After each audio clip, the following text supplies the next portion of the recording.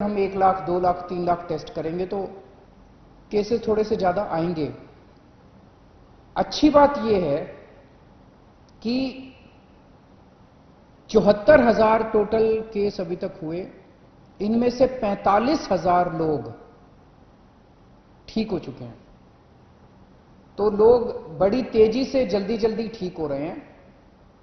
ज्यादा टेस्ट करने की वजह से ज्यादा संख्या बढ़ती हुई दिख रही है, लेकिन लोग ठीक बहुत तेजी से हो रहे हैं।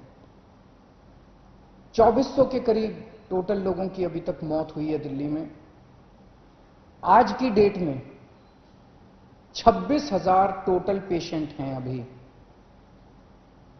कोरोना के 26,000 टोटल पेशेंट हैं। उन 26,000 में से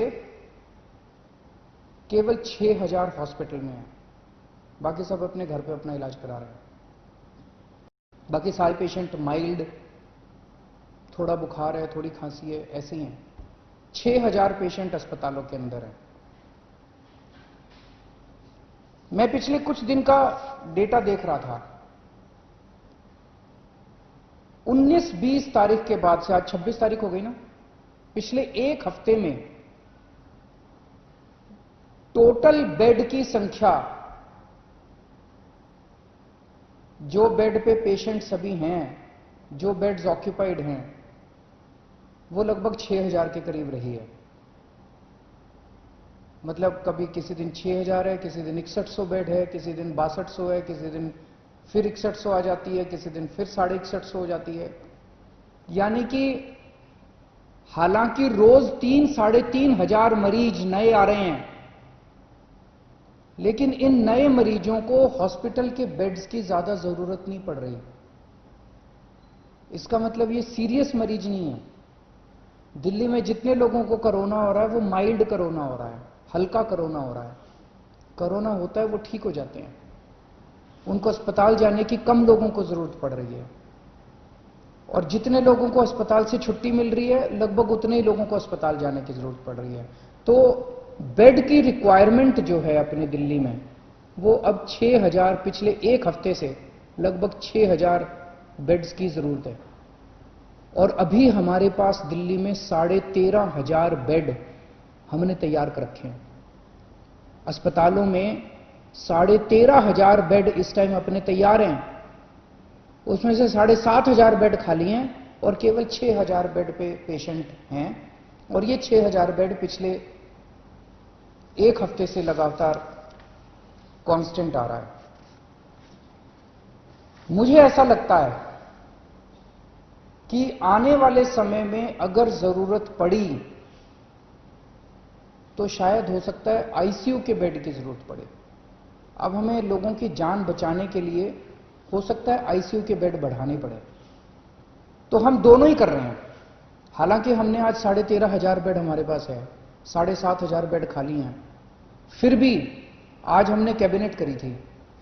कैबिनेट में हमने बुराड़ी के अस्पताल में 450 बेड और बढ़ाने की परमिशन दे दी, उसका पैसा सैंक्शन कर दिया। दिल्ली के बैंक्वेट हॉल्स के अंदर, अभी आप लोगों ने अखबारों में पढ़ा होगा, मैं परसों गया था, एलएनजेपी हॉस्पिटल के सामने एक बैंक्वेट हॉल है, उस बैंक्वेट हॉल के अंदर 100 बेड का हमने इंतजाम किया है। ऐसे दिल्ली के जगह जगह बैंक्वेट हॉल्स के अंदर हम बैंक्वेट हॉल को अस्पताल के साथ जोड़ देंगे।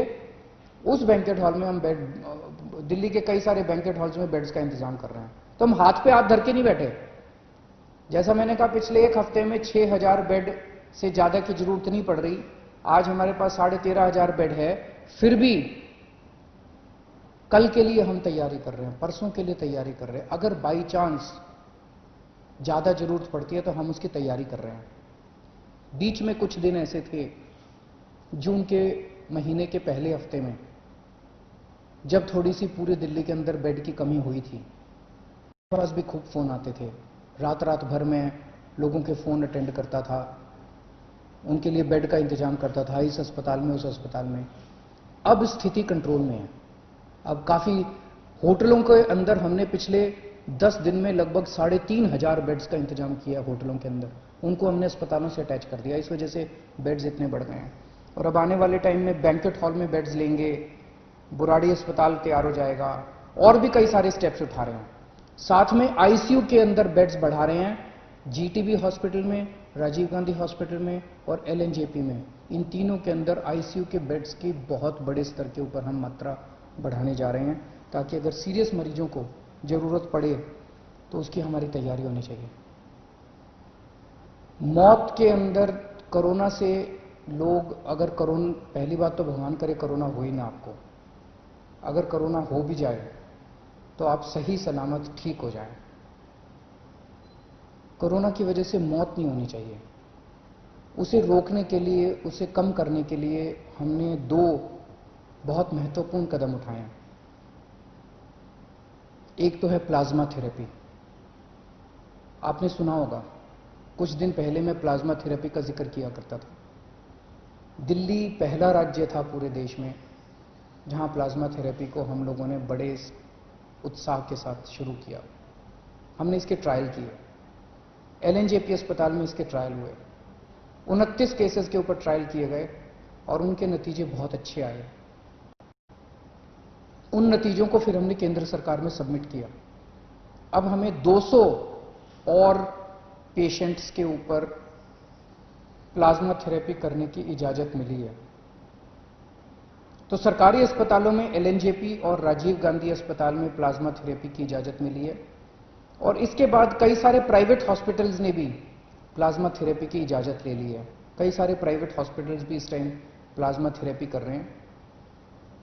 इसके नतीजे ये दिखाते हैं कि अगर कोई मॉडरेट पेशेंट है, अगर कोई बहुत सीवियर पेशेंट है, वेंटिलेटर पे है, मल्टी ऑर्गन फेलियर हो चुका है, ऐसे पेशेंट्स को तो शायद प्लाज्मा थेरेपी से बचा पाना मुश्किल हो, लेकिन जो लोग अभी, जिनकी हालत ज्यादा बिगड़ी नहीं है, उनको अगर दिया जाए तो उनकी हालत को आगे बिगड़ने से रोका जा सकता है इससे। ऐसा अभी तक के नतीजों ने दिखाया है। तो प्लाज्मा थेरेपी के जरिए हमारी उम्मीद है कि हम मौत को कम करने में शायद सफल हो पाएं। एलएनजेपी अस्पताल के नतीजे ये दिखाते हैं। एलएनजेपी अस्पताल में पहले डेली जितनी मौत होती थी, आज उससे आधी से भी कम हो गई हैं पिछले कुछ दिनों में, जब से प्लाज्मा थेरेपी शुरू किया। तो हमें उम्मीद है कि आने वाले समय में इससे हम इसको कम कर पाएंगे। दूसरी चीज, कोरोना में सबसे ज्यादा परेशानी होती है कि मरीज का ऑक्सीजन का लेवल अचानक कम हो जाता है। एक आम आदमी का ऑक्सीजन का लेवल 95 होना चाहिए। अगर ये 90 से कम हो जाए तो ये खतरा माना जाता है। 85 से कम हो जाए तो बहुत सीरियस माना जाता है। अब इसमें जैसे अगर आपका ऑक्सीजन लेवल 90 हो जाए या 85 हो जाए तो आपको सांस लेने में तकलीफ होती है और बहुत ज्यादा ब्रेथलेसनेस होती है, सांस रुकती है आपकी, बहुत ज्यादा आपको तकलीफ होती है। लेकिन कुछ पेशेंट्स ऐसे भी हैं इस बीमारी में जिसमें यह देखा गया कि ऑक्सीजन का लेवल बहुत कम हो गया लेकिन कोई सिम्टम्स ही नहीं है, और अचानक फिर ड्रॉप हो जाता है और अचानक उसकी मौत हो जाती है। तो इसके लिए हमने एक निर्णय लिया है, निर्णय नहीं लागू कर दिया है कि जितने लोग घरों में जिनका इलाज चल रहा है, होम आइसोलेशन में हैं, माइल्ड सिम्टम वाले हैं, ए सिम्टम बिना लक्षण वाले मरीज हैं, जिनको कोरोना है लेकिन कोई लक्षण नहीं है, ऐसे सारे मरीजों के घर में हम लोगों ने ऑक्सीमीटर पहुंचा दिया है। हो सकता है कुछ एक बच्चे हों, लेकिन लगभग सारे, मेरे को बताया गया कि लगभग सारे मरीजों के घर में ऑक्सीमीटर हम लोगों ने पहुंचा दिया। ये ऑक्सीमीटर आपका सुरक्षा कवच है। जिन जिन लोगों को ऑक्सीमीटर मिला है, कोशिश करके हर घंटे 2 घंटे में एक बार ऑक्सीजन नाप लेना। बड़ी आसान होता है, उंगली में लगा के आप ऑक्सीजन आधे मिनट में नाप सकते हो। अगर आपका ऑक्सीजन लेवल 94 के नीचे आ जाए, आप तुरंत हमें फोन कर देना, आपके घर पे ऑक्सीजन इमरजेंसी में भिजवा देंगे और जरूरत पड़ेगी तो आपको अस्पताल में एडमिट कर देंगे। तो ये ऑक्सीमीटर आपका सुरक्षा कवच है। आप अगर ऑक्सीजन अपनी नापते रहोगे तो उम्मीद करते हैं कि फिर आप ठीक रहोगे। मैंने कल एक मरीज हैं जिनका घर में इलाज चल रहा है, कानन साहब, उनसे फोन पे बात की थी मैंने। उनसे मैंने पूछा कि ऑक्सीमीटर मिल गया, वो उनको मिल गया, वो कह रहे हैं बहुत खुश हैं वो।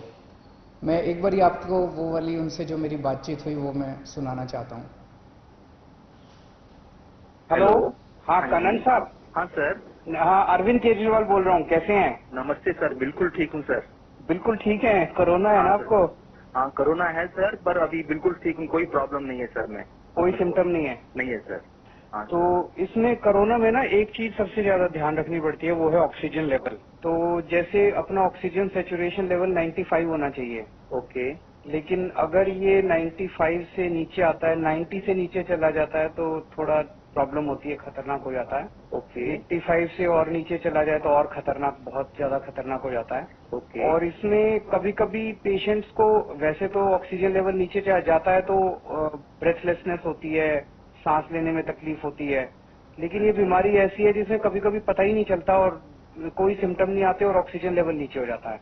Okay sir. इसीलिए आप सब लोगों को हमने ये ऑक्सीजन मीटर, पल्स मीटर भेजा है। मिल गया आपको? हाँ सर, मिल गया सर हमको। नाप रहे हैं ना आप अपना ऑक्सीजन? बिल्कुल। हर 2-2 घंटे में नाप लिया करो, इसमें अचानक कई बार गिर जाता है ऑक्सीजन। ओके सर, तो ओके सर। कितना है अभी आपका ऑक्सीजन लेवल? मेरा जो है 97 के ऊपर है बहुत सर, अच्छा। 97-60 ऐसा है सर। 97.6 है, बहुत अच्छा है। घर में कौन कौन है आपके? सर मम्मी है और वाइफ है, 2 बच्चे हैं सर। सबके आप अलग कमरे में रह रहे हो ना? हाँ जी हाँ जी हाँ तो जी। उनको तो नहीं होना चाहिए बिल्कुल। बिल्कुल सर, बिल्कुल। और खासकर मम्मी का ख्याल रखना, क्योंकि वो बुजुर्ग है ना, उनको हाँ। होने के चांसेस रहते हैं। ठीक है सर। और दिल्ली गवर्नमेंट से फोन आता है डेली आपको गाइड करने के लिए? रोज आता है सर मेरे को। रोज फोन आता है? अच्छा, वेरी गुड वेरी गुड। भगवान आपका भला करे, आप जल्दी ठीक हो, जल्दी स्वस्थ हो, ऐसी मैं कामना करता हूँ। हाँ sir, thank you sir, thank you. आपने मुझसे बात किया, मुझे बड़ा अच्छा लगा सर। थैंक यू कानन साहब। बाय। हेलो। हाँ, तो आप लोगों ने बातचीत सुनी कानन साहब से। इस तरह के ढेरों मरीज हैं, जो हजारों मरीज हैं जो अभी तक घर में ठीक हो चुके हैं और जिनका अभी घर में इलाज चल रहा है, उनकी भी सेफ्टी के लिए हम कदम उठा रहे हैं और जो अस्पताल में आ रहे हैं उनकी भी इलाज के लिए कदम उठा रहे हैं।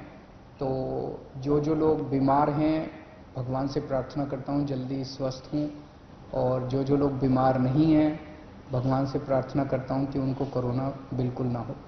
शुक्रिया।